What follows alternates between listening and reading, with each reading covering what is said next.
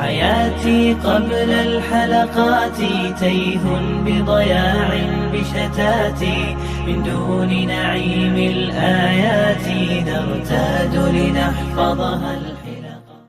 بسم الله الرحمن الرحيم. الحمد لله رب العالمين، والصلاة والسلام على سيد المرسلين محمد وعلى آله وصحبه أجمعين، أما بعد. فأعوذ بالله من الشيطان الرجيم. بسم الله الرحمن الرحيم.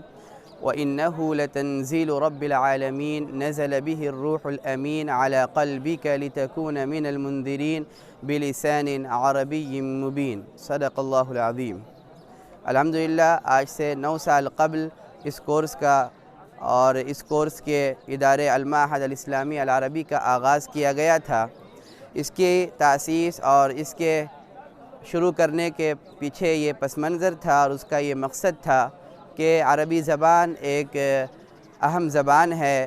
اور ایک مسلمان کے لیے یہ ایک دینی، اسلامی اور اس کے اللہ کے کلام کی اور اس کے رسول کی حدیث کی زبان ہے. اس بنیاد پر ہر مسلمان کو عربی زبان سے محبت ہوتی ہے اور ہر مسلمان کے اندر یہ شوق ہوتا ہے کہ وہ اللہ کے کلام کی زبان کو سیکھے اور اس کے رسول کی زبان کو سیکھے.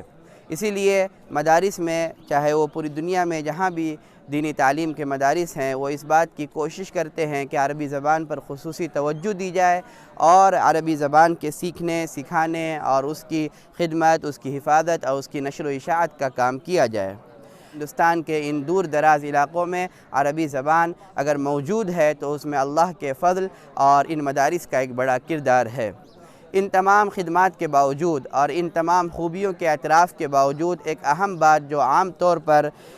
لوگوں کے ذہن میں آتی ہے، مدارس سے متعلق لوگوں کے ذہن میں، اسی طرح جو مدارس کے ذمہ داران ہیں ان کے ذہن میں، مدارس کے طلباء کے ذہن میں اور جو مدارس کے مستفیدین ہیں ان کے ذہن میں یہ بات آتی ہے کہ ایک لمبا عرصہ عربی کو پڑھنے، پڑھانے، اس کو سیکھنے، سکھانے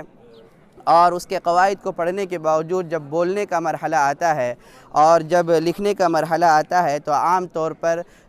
اس میں کوتاہی ہوتی ہے یا اس میں جو ہے صحیح طور پر ادائیگی نہیں ہوتی، جس کا نتیجہ یہ ہوتا ہے کہ عین موقع پر جب ضرورت ہوتی ہے تو پریشانی ہوتی ہے اور پشیمانی کا سامنا کرنا پڑتا ہے. اس سلسلے میں اس واقعے سے مزید اس بات کی وضاحت ہو سکتی ہے کہ والد ماجد جناب مولانا شرف عالم صاحب کریمی قاسمی دامت برکاتہم، جنہوں نے تقریباً 10 سال تک عربی زبان کی تعلیم حاصل کی اور پھر تقریباً 20 سال تک عربی زبان کی تدریس کا فریضہ انجام دیا، اس کے باوجود جب 30 سال کے اس پڑھنے اور پڑھانے کے عرصے کے بعد جب ان کو حج کے لیے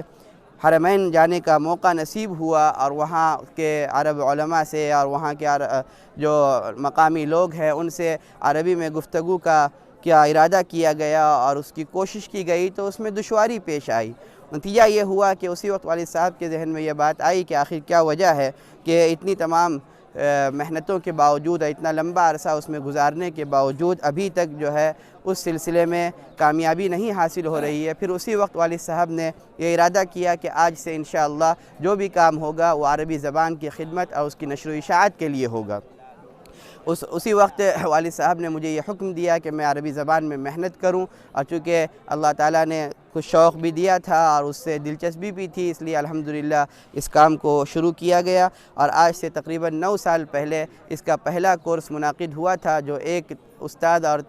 5 چھوٹے چھوٹے طلباء کے ذریعے اس کا آغاز کیا گیا اور پھر وقتاً فوقتاً یہ کام بڑھتا رہا اور الحمدللہ لاک ڈاؤن سے پہلے 8 کورس ہوئے جس میں 200 سے زائد مدارس کے 500 طلباء نے اب تک اس میں شرکت کی ہے. 24 گھنٹے کا نظام اس طرح بنایا جاتا ہے کہ ہر وقت طلباء اٹھتے، بیٹھتے، سوتے، جاگتے، چلتے، پھرتے، کھاتے، پیتے ہر وقت عربی میں گفتگو کریں، عربی ہی میں ہر کام کریں، سوچنا ہو تو بھی عربی میں ہو، یہاں تک کہ یہ کہا جاتا ہے کہ خواب بھی عربی میں ہی دیکھیں. نتیجہ یہ ہوتا ہے کہ الحمدللہ 1 مہینے کے مختصر عرصے میں اکثر و بیشتر طلباء کے تاثرات ہوتے ہیں کہ 8-10 سال مدارس میں جو ہم نے پڑھا ہے عملی اعتبار سے بولنے اور لکھنے کے اعتبار سے اس 1 مہینے میں ہمیں جو فائدہ ہوا ہے وہ اس 8-10 سالہ فائدے سے زیادہ ہے. پھر اس میں کوشش ہماری یہ ہوتی ہے کہ تقریباً 8 گھنٹے باقاعدہ تعلیم ہوتی ہے، جس میں 10 پیریڈ ہوتے ہیں، جس میں الگ الگ ایکٹیویٹیز کروائی جاتی ہے، کبھی آپس میں گفتگو کروائی جاتی ہے 2 کی شکل میں، پھر کبھی جو ہے گروپ کی شکل میں، جماعت کی شکل میں، پھر اسی طرح عربی زبان ادب کے متعلق محاضرات ہوتے ہیں، جس میں قیمتی معلومات یہاں کے اساتذہ بھی پیش کرتے ہیں اور دیگر حضرات بھی پیش کرتے ہیں۔ اسی کے ساتھ ساتھ عربی کتابیں پڑھائی جاتی ہیں، مطالعے کے لیے عالم عرب سے کتابیں ان کو فراہم کی جاتی ہیں۔ اسی طرح تعبیر و انشاء، جس میں لکھنے کا طریقہ سکھایا جاتا ہے، ترجمے کا طریقہ سکھایا جاتا ہے۔ اسی طرح چونکہ عربی زبان کے لیے اصل جو مصدر ہے وہ قرآن و حدیث ہے، اس لیے روزانہ ایک آیت کی تفسیر ہر طالب علم کے ذمے یہ ضروری ہوتا ہے کہ ایک آیت کی تفسیر کرے اور ایک حدیث کی تشریح کرے۔ اسی طرح عملی طور پر بھی بہت سی چیزیں کروائی جاتی ہے کہ اگر ہم ڈاک خانے جائیں تو وہاں ہمیں کیسے عربی میں گفتگو کرنی ہے، اگر ہم ایئرپورٹ جائیں تو وہاں ہمیں کیسے عربی میں گفتگو کرنی ہے۔ اسی طرح مختلف چیزیں ہوتی ہیں۔ پھر اس کے ساتھ ساتھ مغرب کے بعد طلبہ کا یہ نظام ہوتا ہے کہ وہ کتابوں کا مطالعہ کرتے ہیں، پھر دن بھر جو چیزیں ہوئی ہیں اس کو وہ لکھتے ہیں، اور اسی طرح لکھنے کے بعد اساتذہ کے سامنے اس کو پیش کرتے ہیں، اس میں جو کمی کوتاہی ہوتی ہے اس کی رہنمائی کی جاتی ہے،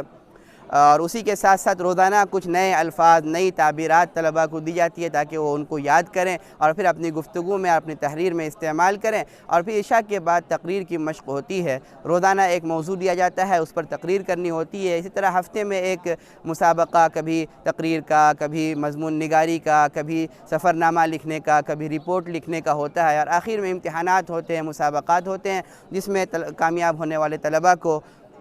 انعامات سے نوازا جاتا ہے۔ تو یہ پوری ترتیب ہوتی ہے جس کے ذریعے ایک عربی ماحول بنانے کی کوشش کی جا رہی ہے، اور الحمدللہ اس نظام سے بہت سے مدارس جڑ رہے ہیں اور وہ استفادہ کر رہے ہیں اور اپنی قیمتی آراء سے بھی نواز رہے ہیں۔ ہم اس موقع پر اللہ رب العزت کا شکر ادا کریں گے، اور خاص طور پر جامعہ کے جو ذمہ داران ہیں، حضرت مولانا غلام محمد وستانوی حفظہ اللہ اور حضرت مولانا حذیفہ وستانوی دامت برکاتہم، کہ اللہ ان حضرات کو جزائے خیر عطا فرمائے، ان کے عمر میں برکت عطا فرمائے، ان کو صحت عطا فرمائے کہ انہوں نے ہمیں یہ موقع عطا کیا اور ہمارے لیے تمام سہولیات مہیا فرمائی۔ وجزاہم اللہ خیرا، وآخر دعوانا ان الحمد للہ رب العالمین۔